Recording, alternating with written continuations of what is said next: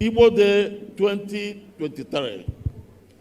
This is a day very sublime, very important in the life of Igbos all over the world. This is a day when, through the hustle and bustle of life, we Igbos pause for a while. And when we pause, we reflect on our past. We examine our present, and we have a peep into the future. When we do this, we are able to know where we have succeeded, where we have failed, and how we can succeed in future. To every Igbo son and daughter, to every Igbo leader, Igbo Day is a very important day. I want first to thank the Enu State governor. Enu State governor has hosted Igbo Day 2023. Since the past 1 week, activities have taken place, and he has done so well. I want, on behalf of Harmonization worldwide, to say to the Enugu governor and the Enugu people, you have done very well. You have set a standard which I think others must aspire to follow, because already we are rotating. We are going to rotate Imo Day among the seven Igbo states. So Enugu State have set a standard, and we are very grateful to them. I will announce later on the presidential prize to the state that did best in the match. I won't say the state now until it comes to the announcement of the prize. But however, I have written an address, and I believe that the chairman of the committee and the secretary general and Alex, those who are working with the program, will make sure everybody here get a copy. I don't want to inflict you going through all that. I will only go through some few highlights of my address. As I said, we have looked into the past. And when I look at it in past, since 1914, when we have our amalgamation, it has been a heroic past. But before I continue, I want to crave your indulgence to allow me to sit down. It's not lack of respect. Those who know me very well know that some years ago, as a young man, when our people were dead, when they died us, I'm one of those young men who came out and took arms. Those who fought with me know fully well that I put in my best. I had an injury then. It still worries me on my leg. But otherwise, I want to assure you, the Igbos, that I'm very healthy. God has been very kind to me. I'm over 80. I'm more than 80 years. Yet, I can tell you, I'm very happy. I'm very healthy. I'm able to carry out the job you are giving me. So that I don't stand doesn't mean I'm not well. I am very well, and I was brought up by a missionary father and parents, and we're told that with God all things are possible. I learned to put all my trust in God, and God has never failed me. Having said this now, the past was a very glorious one. Our forebears were men of valor. They were great people. They moved Igbos from a low position to a very exalted position in 1960. By 1960, when we had independence, Igbos were the best. Igbos were the best in education. Igbos were the best in business. Igbos were the best in military, because the leader of the military then was an Igbo person, in fact, in all areas. So we had a very glorious past. We have to be grateful to our forebears. And I want to let you know that today, Igbos, a very grateful Igbo people will, for the first time, honor their heroes, men and women who made sacrifices to raise our name to a very high point, where people everywhere respect us. Today, those men and women will be honored. Their names will be as part of Igbo history. We are going to build, or Imobi has approved the building of a war headquarters of Harmonization here at Enugu. It has been approved it was proposed by my council, my neck sent it up to Imobi. Imobi is approved. I have discussed with the governor. The governor has promised to give us a place.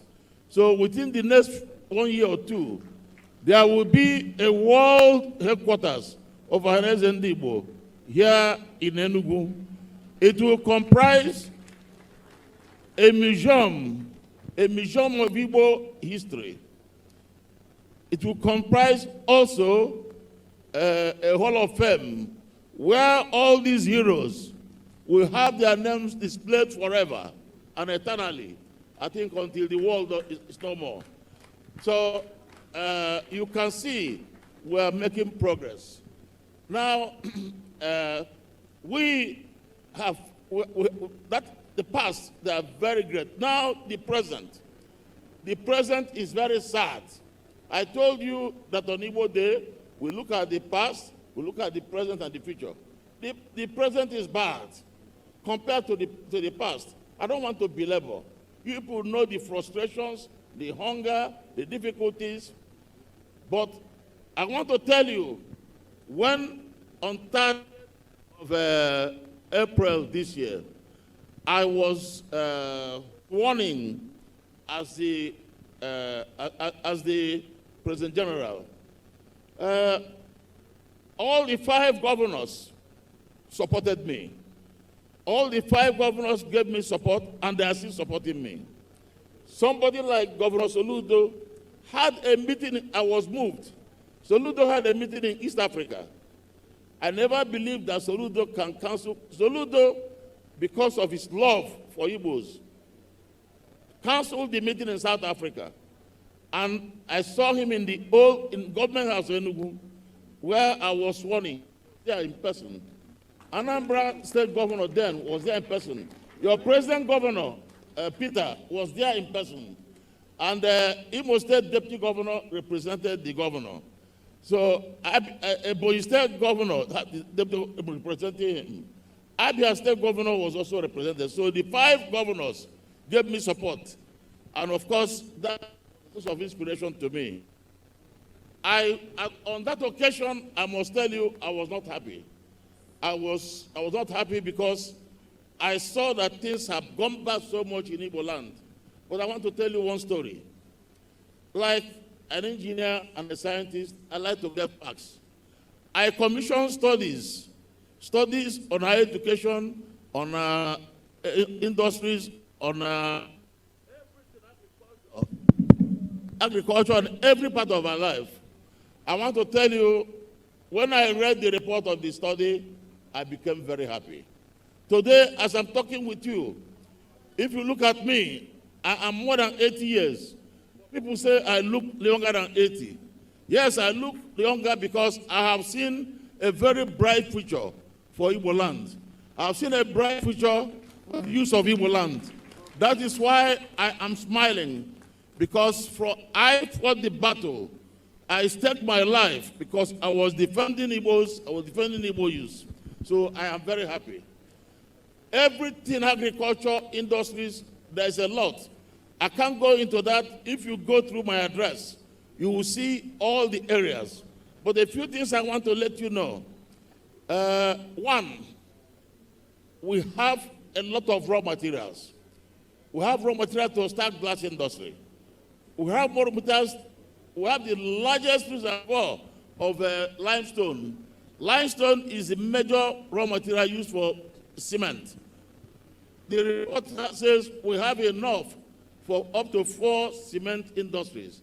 And by calculation, if we have 4 cement industries in Southeast, we may not need to go to borrow any money. We'll supply most part of Africa with cement. And the profit margin is very high. And God has given us that raw material. God has given us coal. The good news is that my research, the committee I set up, brought me the news that Enugu coal is about the best in the world. So the coal mine is there. Now, we have other things, many other resources. For example, we are sitting on the biggest reservoir of gas. Igbo land is gas. And gas today, you know, is stronger in the economy than even oil. So when you go through my address, you will get through all this. So all I want to say to the younger ones in particular, because I'm over 80 years, when somebody gets to my age, of course, I mean, my time is going. But I am happy today that even if I'm recalled, this place, the young people have hope if they can listen and apply. And within the few years I have, I'll do my best to create an environment that will be able to support you. So I have done all that. Meanwhile, I have looked at some of the problems we have. We talk about the insecurity, and that is very, very painful. We have not seen what we are seeing here before. An Igbo man killing an Igbo man. Somebody living in the comfort of home in Europe, declaring a sit at home. And then our people, poor people, losing their livelihood. Most of our young people believe that we are not well treated, and it's a fact.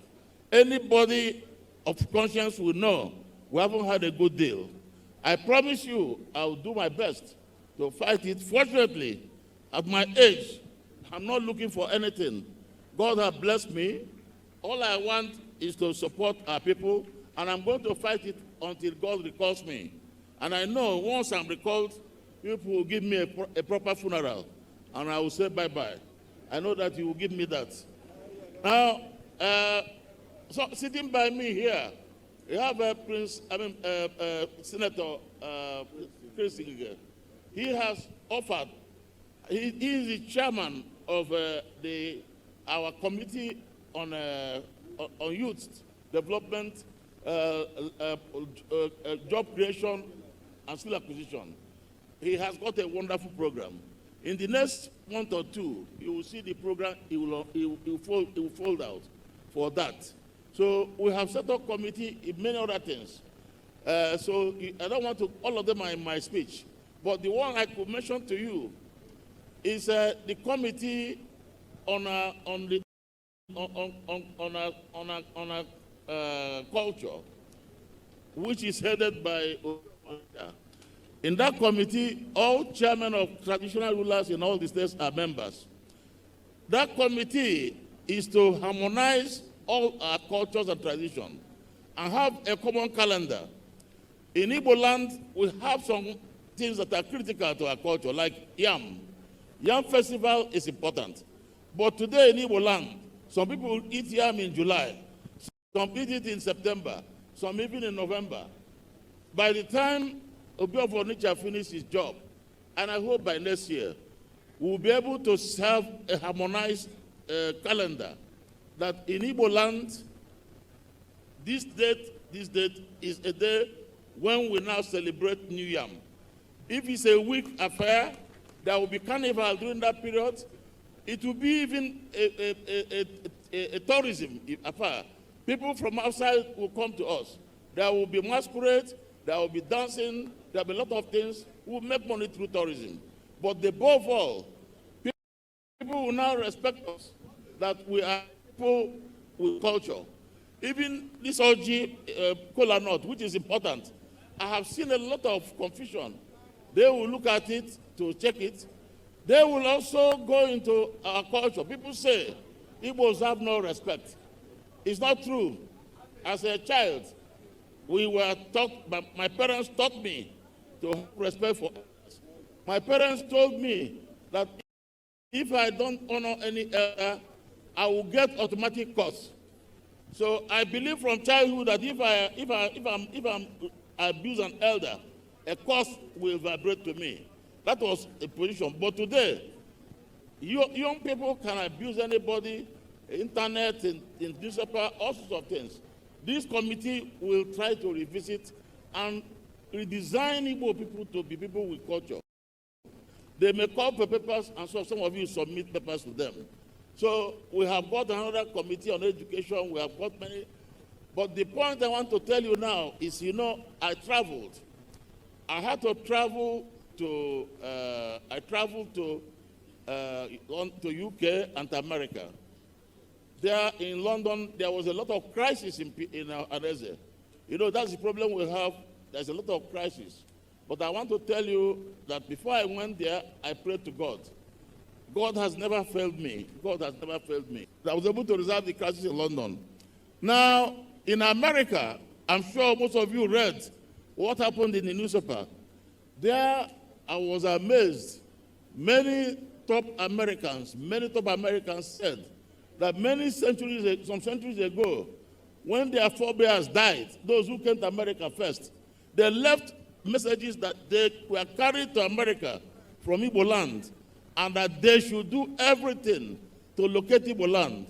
They said they have located Igbo land, and in fact, a ceremony was organized in African Museum in Washington, very near to White House. It was a very wonderful ceremony. Their families, their grandchildren, many of them declared that they're Igbos.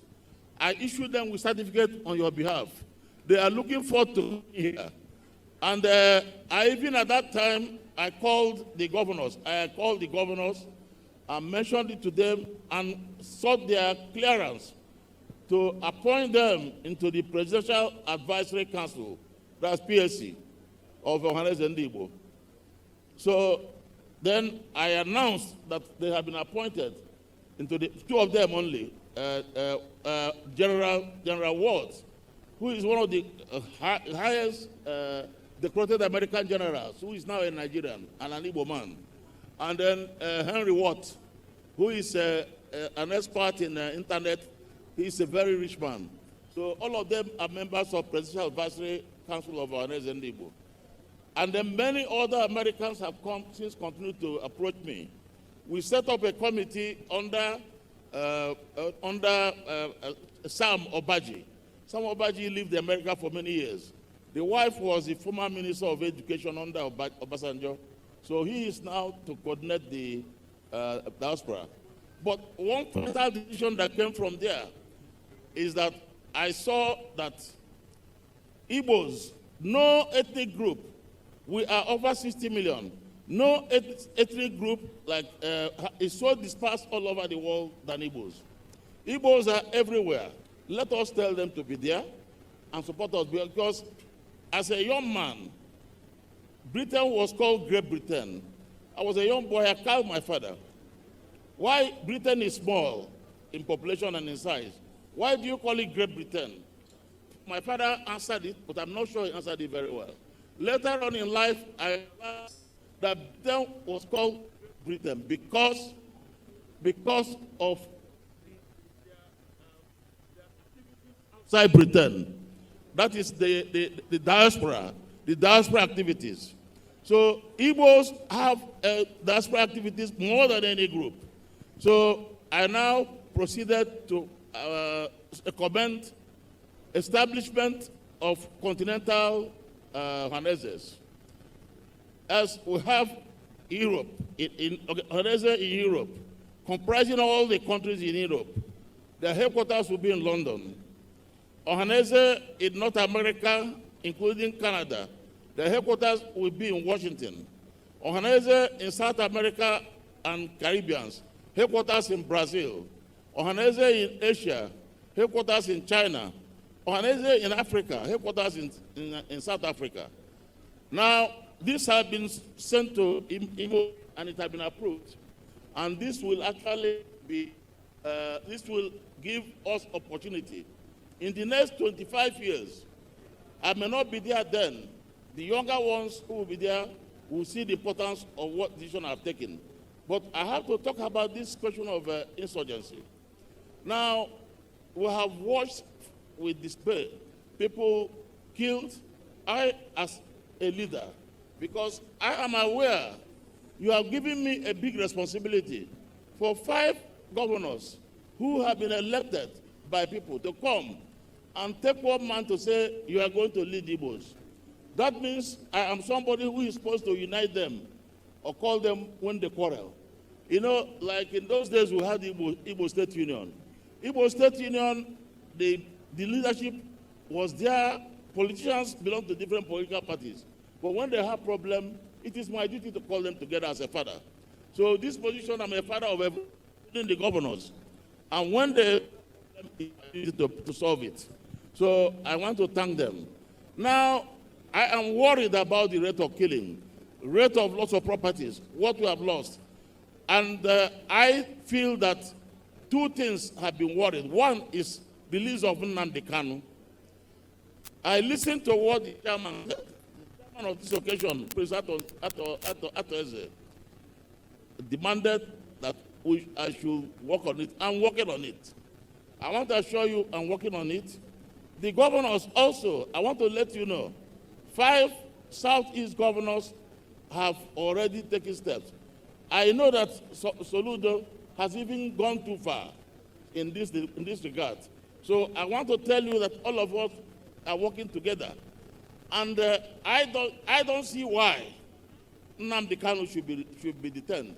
If Nnamdi Kanu has committed any offense, I will not plead. But they have not told us any offense he committed. The time he escaped, his life was being threatened, and he escaped. Any human being whose life is threatened can escape. They brought him here from Kenya, and they told us that there was cases. We were watching. Since they brought him from Kenya, they have incarcerated him, put him in prison, and he's not feeling well. He's sick. We have been appealing to them to release Nnamdi Kanu. People have failed to release him. And most of the people who are attacking us, killing us, think that we, the politicians, the elders, the leaders, the politicians, are unable to release him. We are begging them. And I want to tell you that to make sure we fight and get Nnamdi Kanu released. Because I don't see why they have, even when a court of proper jurisdiction here have released him. So I think he should be released. The other point is that, to be honest, as a father, I'm tired of people dying and killing people. I don't want Igbo land to be a battleground.